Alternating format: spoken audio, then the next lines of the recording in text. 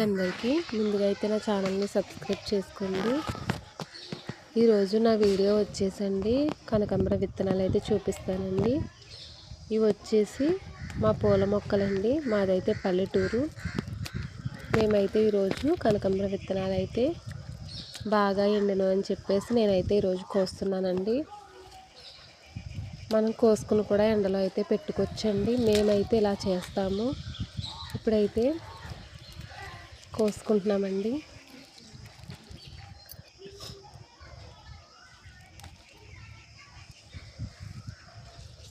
మీకైతే ఎక్కువగా పువ్వులు పూసినప్పుడు అయితే వీడియోని అయితే షేర్ చేస్తానండి. ప్రస్తుతానికైతే ఇప్పుడు విత్తనాలు అయితే కోస్తున్నాము. ఇవి వచ్చేసి హైబ్రిడ్ మొక్కలండి. కనకాంబరం అయితే చిన్న చిన్నగా ఉంటుంది, కాకపోతే చాలా బాగుంటాయండి కనకాంబరం పువ్వులు అయితే. ఇవి కోసుకున్న తర్వాత అయితే ఒక ప్లేట్లోకి అయితే నేను తీసుకుంటున్నానండి.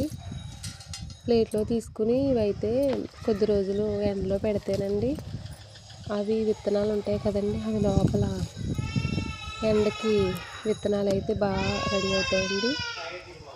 తర్వాత ఈ విత్తనాలను అయితే ఒక కుండీ తీసుకుని కుండీలో మట్టి వేసుకునండి విత్తనాలను అయితే చిమ్ముకుని మట్టి అలా పైన ఎత్తేసండి.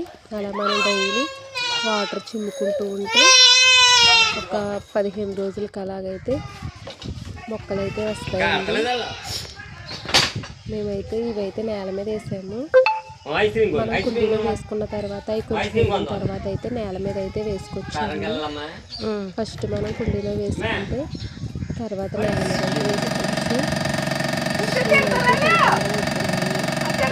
నాటుతామండి. మరి మీరు ఎలా నాటుతారో కామెంట్ బాక్స్లో కామెంట్ చేయండి.